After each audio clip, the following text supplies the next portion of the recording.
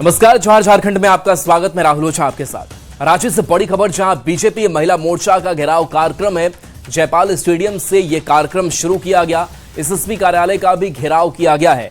गिरती कानून व्यवस्था के खिलाफ यह प्रदर्शन बीजेपी महिला मोर्चा ने किया है। महिलाओं के खिलाफ हिंसा पर प्रदर्शन हुआ है। दोषियों को कड़ी सजा दिलाने की मांग की गई है। तो आज बीजेपी महिला मोर्चा का घेराव कार्यक्रम, जहां महिला मोर्चा की जो महिला सदस्य हैं वो सड़कों पर आज उतरी हुई हैं झारखंड में गिरते लॉ एंड ऑर्डर को लेकर के, और महिलाओं के साथ हो रही दरिंदगी के खिलाफ ये सड़क पर हैं और इनका घेराव कार्यक्रम जारी है।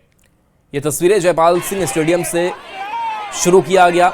जो तस्वीर आप देख रहे हैं, एसएसपी कार्यालय का भी घेराव किया गया। गिरती कानून व्यवस्था के खिलाफ प्रदर्शन हुआ है।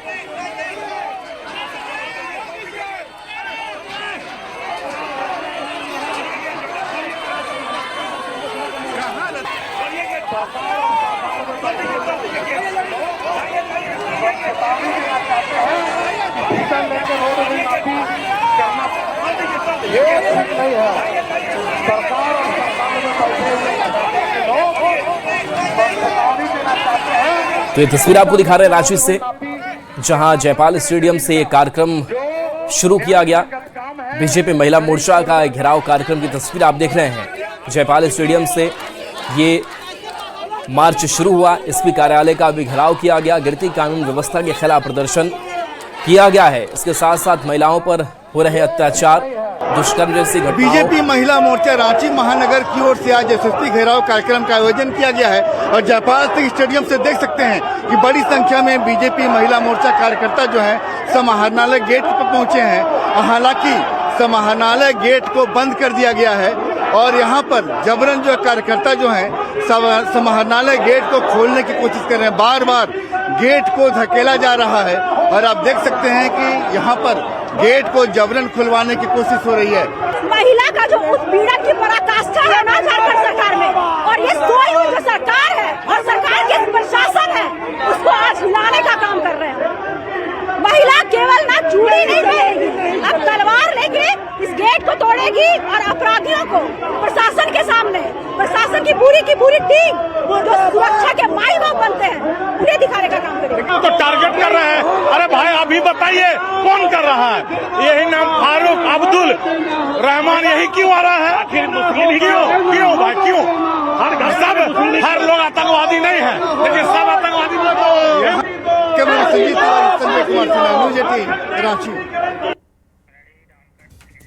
बंगाल में 2 दिनों से मुख्यमंत्री हेमंत सोरेन टीएमसी के लिए चुनाव प्रचार कर रहे हैं। आज चुनाव प्रचार में उनका तीसरा दिन है। 2 दिन के चुनाव प्रचार के बाद कांग्रेस ने जेएमएम से रिक्वेस्ट की है कि जब हेमंत सोरेन टीएमसी के लिए प्रचार कर सकते हैं तो उन्हें कांग्रेस के लिए भी प्रचार करना चाहिए। इस बयान का जवाब देते हुए जेएमएम के प्रवक्ता सुप्रियो भट्टाचार्य ने कहा, बंगाल में लोग हेमंत सोरेन को पसंद कर रहे हैं। कांग्रेस को ऐसे बयानों से परहेज करना चाहिए। ये उनका राजनीतिक दल है, उनकी पार्टी का सोच है कि वो किसी अन्य प्रदेश में किसके लिए जाकर के प्रचार करेंगे। लेकिन इतना ये जरूर तय है कि वो अगर ममता जी के लिए भी प्रचार कर रहे हैं तो स्वाभाविक तौर पे सेकुलर फोर्स के लिए वो प्रचार कर रहे हैं। तो ऐसे में हमारा भी आग्रह होगा माननीय मुख्यमंत्री से कि हम इस राज्य में एक मजबूत गठबंधन चला रहे हैं। अगर आप बंगाल जा रहे हैं और जिन सीटों में टीएमसी है आप वहां उनके लिए प्रचार करें, और जहां कांग्रेस एक मजबूत स्थिति में चुनाव लड़ रही है तो वहां कांग्रेस के उम्मीदवार के लिए भी प्रचार करें। हेमंत बाबू की लोकप्रियता, हेमंत बाबू के प्रतिबद्धता को लोग स्वीकार करते हैं, तो ऐसा कोई कौतुक का विषय नहीं बोलना चाहिए। इससे कांग्रेस को परहेज करना चाहिए, क्योंकि कांग्रेस के कई दिग्गज नेता हैं, उनके मुंह से तो इस तरह की बातें नहीं आती हैं। ये कुछ मंत्रीगण इस तरह से बात कर देते हैं, कोई प्रवक्तागण। अब हेमंत बाबू को, झारखंड मुक्ति मोर्चा को क्या करना है नहीं करना है, ये हेमंत बाबू तय करेंगे। इसमें किसी का ना कोई अनुरोध चाहिए और ना किसी का कोई दिशा निर्देश चाहिए। झारखंड में कांग्रेस के साथ सरकार, लेकिन बंगाल और असम में कांग्रेस को छोड़ ममता का हाथ थामा। क्या हेमंत सोरेन का यह सिलेक्टिव गठबंधन जनता के साथ धोखा नहीं?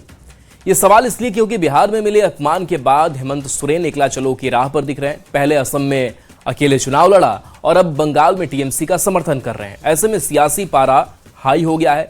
बीजेपी का कहना है कि गठबंधन में सब कुछ ठीक नहीं है। ये रिपोर्ट आपको दिखाते हैं। बदला या पॉलिटिकल प्रेशर गेम, जेएमएम बदला नहीं, बार्गेनिंग पावर दिखाएगी। असम में संकेत, बंगाल में विस्तार। क्या कांग्रेस को मिल रहा है अलर्ट सिग्नल? गठबंधन में तालमेल की कमी, ग्राउंड पर अलग अलग रणनीति।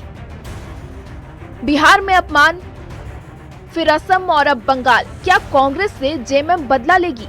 ये सवाल इसलिए क्योंकि क्या जेएमएम और कांग्रेस की राहें अलग हो गई हैं। बंगाल में जेएमएम ने टीएमसी को समर्थन दिया है। ममता बनर्जी के समर्थन में हेमंत सोरेन खुद मैदान में उतर गए हैं और टीएमसी उम्मीदवार के लिए वोट मांग रहे हैं।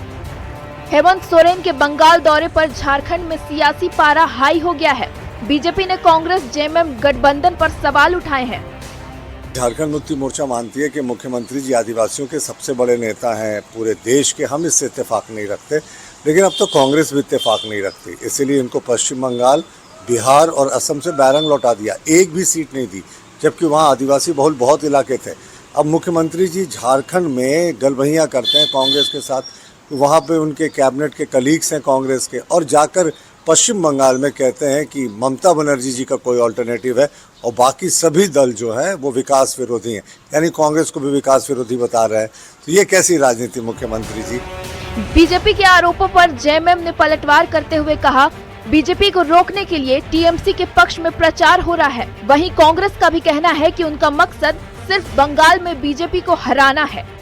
भारतीय जनता पार्टी और केंद्र सरकार की जो रवैया रहा है उसके विपरीत में हम लोग सारे जो पार्टियां हैं उनको एकजुट होना होगा। और भाजपा धीरे धीरे डायनासोर की तरह पसर रही है, अपना पैर पसार रही है।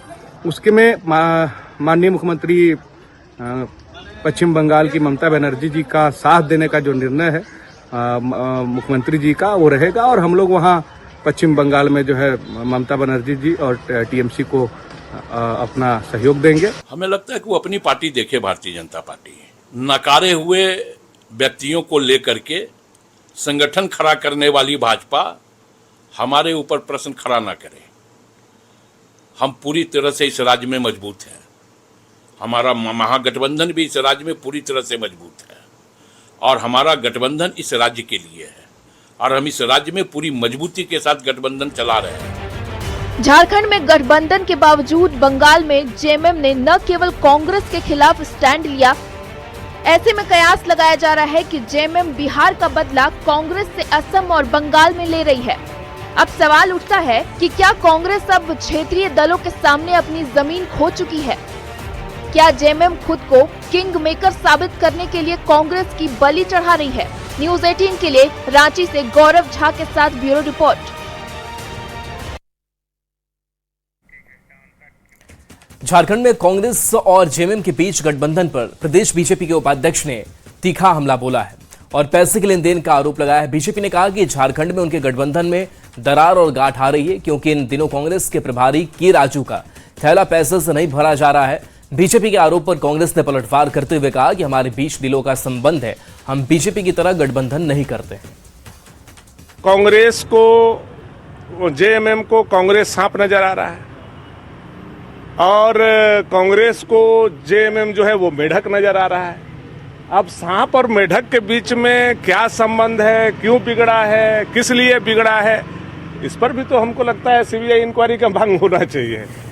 ये बहुत बड़ा विषय है। के राजू जब थैला लेकर के हर महीना आते हैं और उनको थैला में उतना वजन का नोट नहीं मिलता है तो गठबंधन में गांठ पड़ना वाजिब है। कांग्रेस और जेएमएम के बीच दिलों का संबंध है और ये हमारा स्वाभाविक गठबंधन है। कनपट्टी भर सिंदूर लगा लेने से और बेमेल ब्याह कर लेने से भारतीय जनता पार्टी की तरह रिश्ता नहीं निभता। हमारा यहाँ इस राज्य में रिश्ता बखूबी निभ रहा है। महात्मा ज्योतिबा फुले की 200वीं जयंती पर केंद्र सरकार ने राष्ट्रीय कमेटी का गठन किया है, जिसकी अध्यक्षता खुद प्रधानमंत्री नरेंद्र मोदी कर रहे हैं। इस राष्ट्रीय कमेटी में जमशेदपुर से बीजेपी विधायक पूर्णिमा साहू को शामिल किया गया, जिसको लेकर पूर्णिमा साहू ने प्रधानमंत्री मोदी का आभार जताते हुए कहा, महात्मा ज्योतिबा फूले ने समाज के वंचित वर्गों, महिलाओं और पिछड़े वर्गों के उत्थान के लिए पूरा जीवन समर्पित कर दिया। जगह पे वो अध्यक्ष के रूप में हैं और उसमें जितने भी 126 सदस्य हैं उसमें से मैं झारखंड से एक महिला सदस्य के रूप में वहाँ पे रखी गई हूँ। मेरे लिए बेहद गर्व का विषय है। महिलाओं के लिए पहला महिला विद्यालय उन्होंने बनाया जहाँ पे उन्होंने सावित्रीबाई फूले जी को शिक्षिका के रूप में रखा। तो ये मेरे लिए एक मैं कह सकती हूँ कि मेरा सौभाग्य है कि मुझे ये कार्य मिला और मैं हमारे महान ज्योतिराव फूले जी के जो जीवनी है उसे मैं जो है आगे बढ़ाने का काम करूंगी। और केंद्र नेतृत्व को इसके लिए बहुत बहुत धन्यवाद कि आपने मुझ पे भरोसा किया इस सभी चीजों के लिए। जामताड़ा के सुभाष चौक इलाके में चोरी की एक बड़ी घटना ने स्थानीय व्यापारियों की चिंता बढ़ा दी है। चोरों ने जेवर दुकान को निशाना बनाते हुए लाखों रुपए के आभूषण चुरा लिए। जानकारी के मुताबिक चोर दुकान के पीछे लगे वेंटिलेटर को तोड़कर अंदर घुसे थे। चोर करीब 5 किलोग्राम चांदी के गहने समेत अन्य कीमती सामान चुरा ले गए, जिसकी कीमत लगभग 12 से 13 लाख रुपए बताई जा रही है। हालांकि घटना की सूचना मिलते ही जामताड़ा थाना पुलिस ने मौके पर पहुंचकर जांच शुरू कर दी है।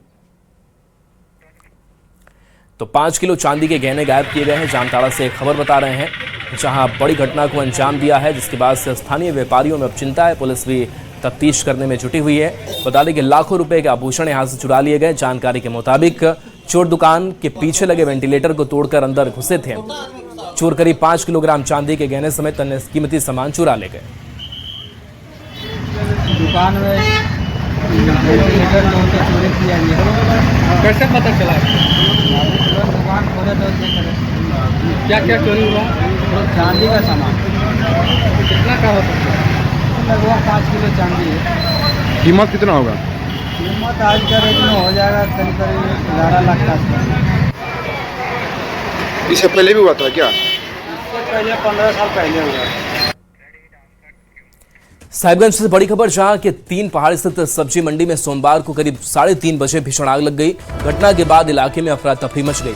आग इतनी तेजी से फैली कि देखते ही देखते उसकी लपटों ने दर्जनों दुकानों को अपनी चपेट में ले लिया। कई दुकानें पूरी तरह जलकर खाक हो गई। घटना के कारणों का फिलहाल पता नहीं चला है। सूचना मिलने पर दमकल की गाड़ी मौके पर पहुंची, लेकिन तब तक आग विकराल रूप ले चुकी थी। स्थानीय लोगों की मदद और दमकल विभाग की कड़ी मशक्कत के बाद आग पर काबू पाया गया। घटना के बाद पूरे इलाके में मायूसी का माहौल।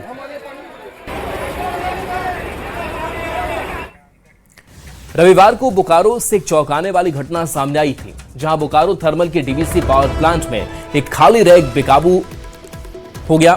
बेकाबू रैक ने पावर प्लांट के कोल गेट को तोड़ दिया और बाहर खड़ी एक कार को टक्कर मारते हुए उससे दूर तक घसीटा। इस दौरान गाड़ी का मालिक और सहचालक बेबस होकर सिर्फ देखता रह गया। घटना का वीडियो सीसीटीवी में कैद हुआ। सूचना मिलते ही रेलवे के अधिकारी मौके पर पहुंचे। हालांकि मामले को लेकर डीआरएम ने जांच के आदेश दिए हैं।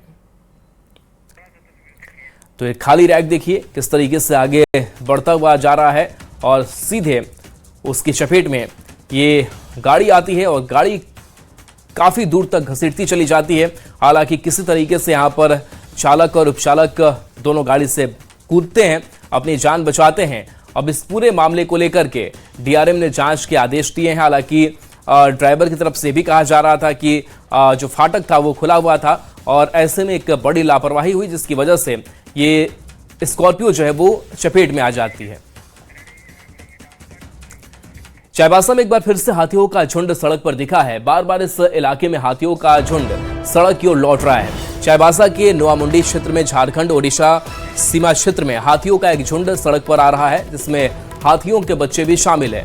हाथियों की वजह से शाम के समय लोगों को निकलने में भी डर लग रहा है। इसी कड़ी में गुआ थाना क्षेत्र के नुइया गांव के पास भी हाथियों का एक झुंड घूम रहा है। हाथियों के अचानक गांव के नजदीक पहुंचने से ग्रामीणों में दहशत का माहौल है। तो ये तस्वीर आप देखिए किस तरीके से हाथी के झुंड दिखाई दे रहे हैं और इन हाथियों के झुंड ने दहशत फैला रखी है इलाके में। फसलों को नुकसान पहुंचा रहे हैं, कई घरों को भी क्षतिग्रस्त किया है और देखिए कैसे जो आसपास के जंगल हैं, पेड़ पौधे हैं, उसको भी नुकसान पहुंचा रहे हैं। खबर गुमला से है, जहां के भरनो प्रखंड में एक बार फिर से जंगली हाथियों का आतंक देखने को मिला है। हाथियों के आतंक से ग्रामीणों में दहशत है। बीती रात एक जंगली हाथी ने टूबो भगत टोली निवासी के घर को निशाना बनाया। हाथियों ने घर को पूरी तरह से ध्वस्त कर दिया। परिवार के लोगों ने भागकर अपनी जान बचाई है। हाथी ने घर के अंदर रखे बक्से, अलमारी और फर्नीचर को नुकसान पहुंचाया है। इसके साथ ही करीब 3 क्विंटल धान को भी चट कर गए। इसके बाद हाथी ने खक्सी टोली निवासी के घर को भी निशाना बनाया। सूचना मिलने पर पंचायत के मुखिया ने पीड़ित परिवारों से मुलाकात कर क्षति का आकलन किया और सरकारी प्रक्रिया पूरी कर जल्द मुआवजा दिलाने का भरोसा दिया।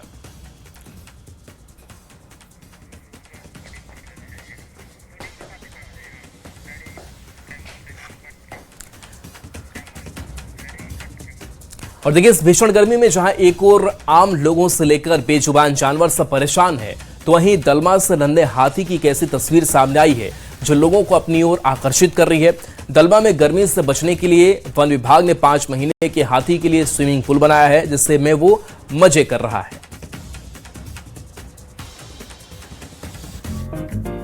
भीषण गर्मी में नन्हे हाथी की मस्ती। कभी पानी कभी मिट्टी में खेल रहा बादल। वन कर्मियों का लाडला बना छोटा बादल।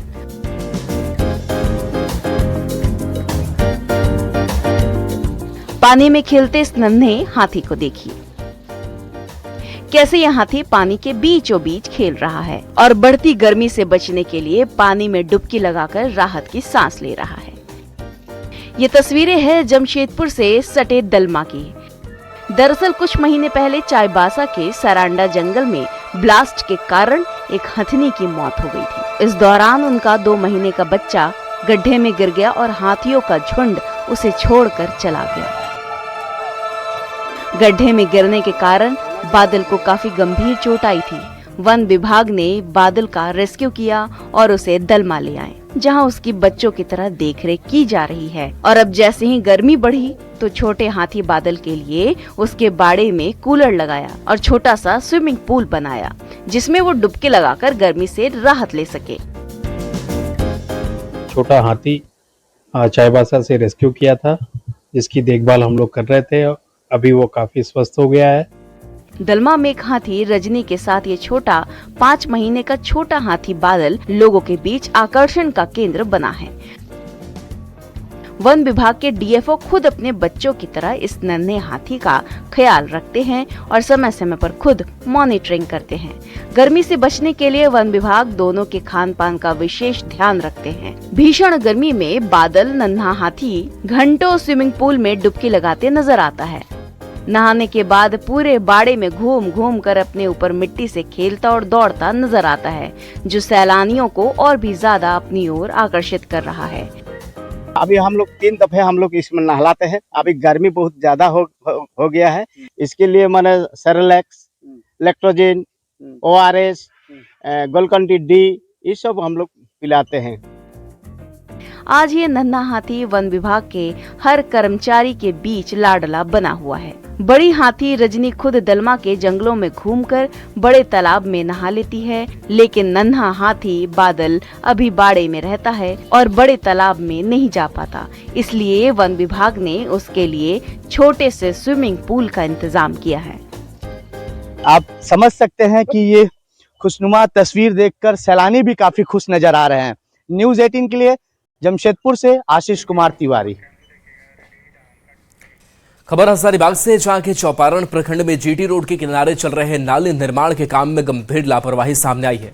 6 लेन निर्माण के तहत करीब 1 महीने पहले खोदे गए गड्ढे अब तक अधूरे पड़े हैं, जिस कारण राहगीरों और स्थानीय लोगों को काफी परेशानी का सामना करना पड़ रहा है। मुखिया के घर के पास की स्थिति और भी ज्यादा चिंताजनक है, जहां खुले गड्ढे खासकर रात के समय में दुर्घटनाओं को न्योता दे रहे हैं।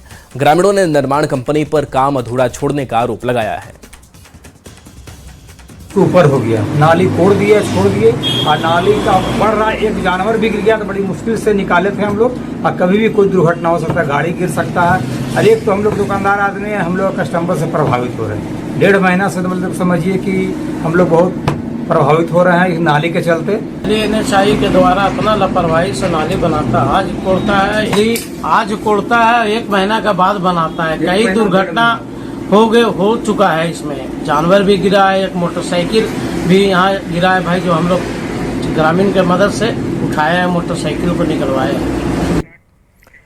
अब बात गर्मी के सितम की। आमतौर पर मई और जून में सताने वाली गर्मी का असर अप्रैल में ही देखने को मिल रहा है। राज्य में इन दिनों तापमान सामान्य से 1 डिग्री ऊपर रह रहा है। चिलचिलाती गर्मी और जलन पैदा करने वाली धूप लोगों का पसीना निकाल रही है। ऐसे में मौसम विभाग की तरफ से जारी भीषण गर्मी और लू चलने को लेकर अलर्ट जारी किया गया है और चिंता सताने लगी है। मौसम विभाग ने अगले 4 दिनों के लिए पूर्वानुमान जारी करते हुए लोगों से गर्मी से बचाव को लेकर एहतियात बरतने की अपील की है। 20 अप्रैल, 21 अप्रैल और 22 अप्रैल के लिए हीट वेव यानी लू के लिए चेतावनी जारी की है। हीट वेव के जो इलाके होंगे 20 तारीख के लिए गरबा, पलामू, चतरा। 21 अप्रैल के लिए गरबा, पलामू, चतरा के अलावा सरायकेला, खरसावां, वेस्ट सिंहभूम, ईस्ट सिंहभूम, सिमडेगा, बोकारो, धनबाद ये जिले रहेंगे जो 22 अप्रैल तक ये इलाके हीट वेव से प्रभावित हो सकते हैं। खबर रांची से, जहां पारा बढ़ने के साथ साथ वाटर ग्राउंड लेवल लगातार नीचे जा रहा है। हाल यह है कि अपार्टमेंट में अब पानी की परेशानी का सामना करना पड़ रहा है।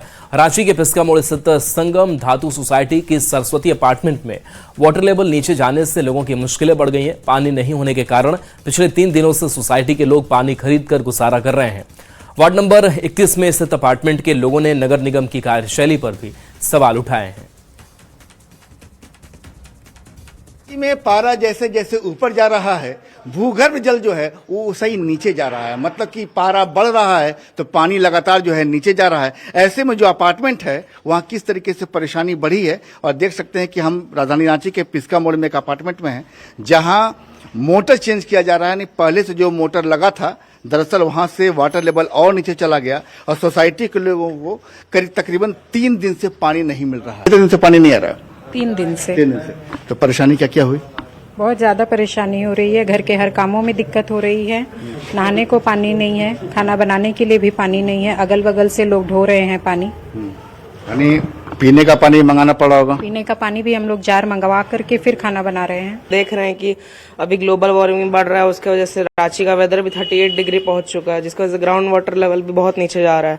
उसकी वजह से नहाने होने में भी दिक्कत है और पानी भी ढोना पड़ रहा है। अभी पढ़ाई लिखाई छोड़ के नहीं सब क्या कर सकते हैं, पानी तो बहुत जरूरी, जल ही जीवन है, उसके बिना कोई उपाय नहीं हमारे पास। पानी की लेवल काफी नीचे चल गई है और सरकार की तरफ से कोई सुविधा भी नहीं मिल पा रही है कहीं पानी की भी समय समय पे। नगर निगम को आप लोगों ने कॉल किया था कि वाटर टैंकर को लेकर? बोला गया था सुबह, कल ही बोल दिया गया था कि उन्होंने बोला था कि सुबह 10 बजे पानी की टंकी आपके यहाँ पहुंच जाएंगी, जो लगभग अभी 11:30 बज रही है। वहां से कोई पानी की टंकी का कोई इन्फॉर्मेशन नहीं है, कोई कॉल नहीं है, कोई रिस्पॉन्स नहीं। कुल मिलाकर जमीन के साथ साथ धरती का भी समीकरण गड़बड़ा रहा है और ऐसे में जरूरत है कि हम पानी की रिस्पेक्ट करें, पानी की इज्जत करें, बूंद बूंद बचाएं। कैमरामैन संजीव तिवारी के साथ संजय कुमार सिन्हा, न्यूज 18 रांची।